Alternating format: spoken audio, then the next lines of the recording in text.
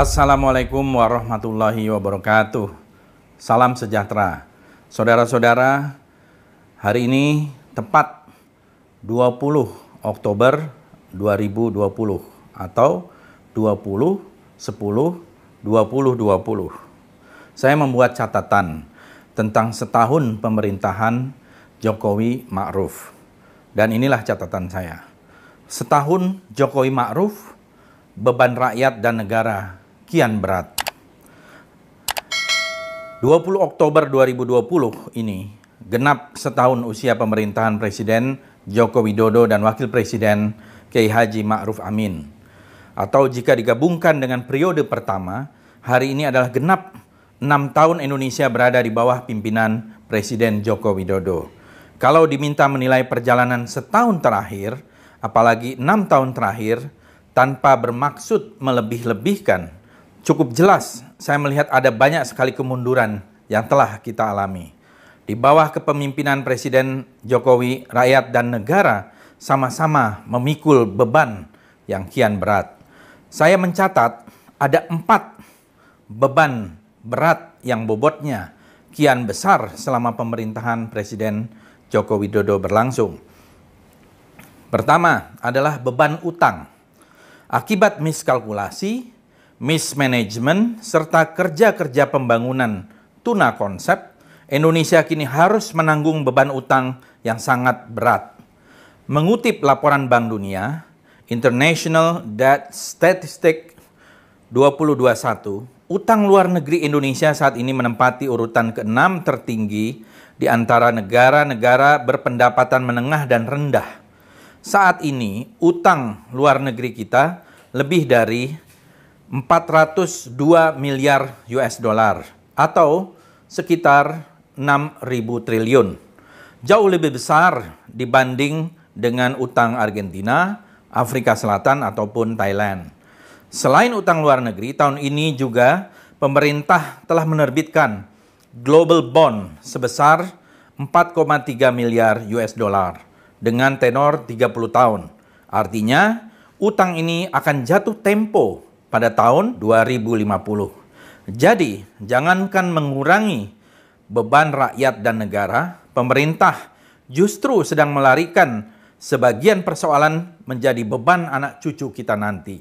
Warisan gunungan utang. Bayangkan, dengan total utang pemerintah yang mencapai 5.594,9 triliun rupiah per Agustus lalu, setiap orang Indonesia saat ini menanggung utang negara sebesar 20,5 juta rupiah.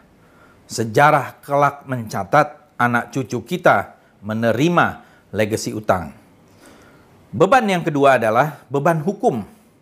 Kerusakan tatanan hukum di pemerintahan sekarang ini sangat kasat mata.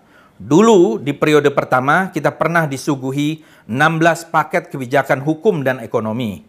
Kini di tahun pertama periode kedua kita disuguhi Omnibus Law, Cipta Kerja. Satu undang-undang sapu jagat yang langsung memangkas 79 undang-undang lainnya di berbagai sektor yang berlainan. Saya melihat pola penerbitan regulasi semacam itu bukanlah bentuk terobosan hukum, melainkan bentuk perusakan hukum. Sejauh yang bisa saya pelajari, Omnibus Law di berbagai negara lain paling banyak mengubah 10 undang-undang, tapi kebanyakan kurang dari jumlah itu. Itu pun perlu digarisbawahi, sebagian besar proses perumusan Omnibus Law umumnya hanya mencakup satu isu atau bidang kerja, bukan menerabas berbagai bidang secara semena-mena. Seperti halnya 16 paket kebijakan yang pernah diluncurkan pada periode pertama lalu, misalnya telah menarik kembali sejumlah kewenangan daerah kepada pusat, maka melalui Omnibus Law ini, kian sempurnalah sentralisasi kekuasaan berada di tangan Presiden. Ya, saya tak melihat kebijakan Omnibus Law ini sebentuk kebijakan deregulasi. Saya kira bukan itu. Deregulasi adalah kebijakan yang dimaksudkan untuk memberi keleluasaan pada mekanisme pasar. Tapi Omnibus Law yang kemarin disahkan dan juga paket-paket kebijakan ekonomi yang jumlahnya tak masuk akal beberapa waktu lalu, tidak tepat disebut sebagai deregulasi. Yang tepat mungkin bisa dikatakan sebagai konsolidasi kekuasaan di tangan presiden. Tak heran banyak investor asing bahkan memprotes Blade baru ini. Sebab undang-undang itu telah membuka banyak sekali front konflik. Sementara investor yang sesungguhnya biasanya tak suka konflik. Mereka butuh stabilitas dan kepastian hukum. Jadi alih-alih menciptakan kepastian dan stabilitas, Omnibus Law sudah terbukti melahirkan konflik dan instabilitas. Terbukti semakin banyak demonstrasi dari kalangan buruh, pelajar, mahasiswa, dan elemen masyarakat lainnya. Bahkan sejumlah pihak ada yang menganjurkan civil disobedience atau pembangkangan sipil. Beban yang ketiga adalah beban perpecahan. Di periode sekarang ini masih ada upaya untuk bermain-main dengan sejumlah isu sensitif keagamaan. Menteri Agama misalnya berkali-kali membuat umat Islam marah karena sejumlah ucapan dan kebijakannya.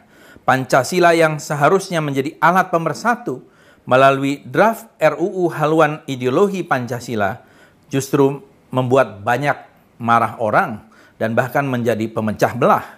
Seharusnya di periode kedua ini, Presiden belajar membangun pemerintahan yang berusaha melakukan proses rekonsiliasi, bukan mempertajam segregasi. Dan beban yang keempat adalah beban sosial. Rakyat kini bebannya kian berat. Sebelum ada pandemi COVID-19, rakyat sudah banyak terbebani kebijakan pencabutan subsidi, kenaikan tarif listrik, kenaikan BBM, kenaikan tol, kenaikan BPJS Kesehatan, dan lain-lain. Kini beban rakyat bertambah karena pandemi sejak Maret 2020.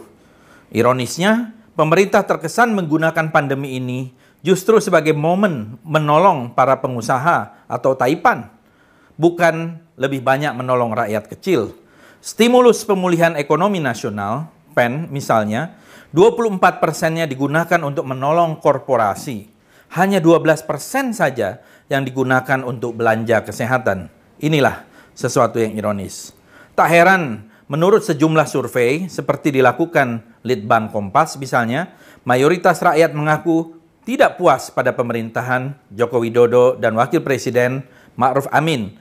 Ketidakpuasan dalam bidang ekonomi dan hukum adalah yang paling besar. Tahun lalu, Presiden Joko Widodo mengatakan bahwa ia tak punya beban apapun di periode kedua pemerintahannya. Sayangnya, yang merasa tak punya beban sepertinya hanyalah Presiden. Sementara rakyat dan negara bebannya justru kian bertambah.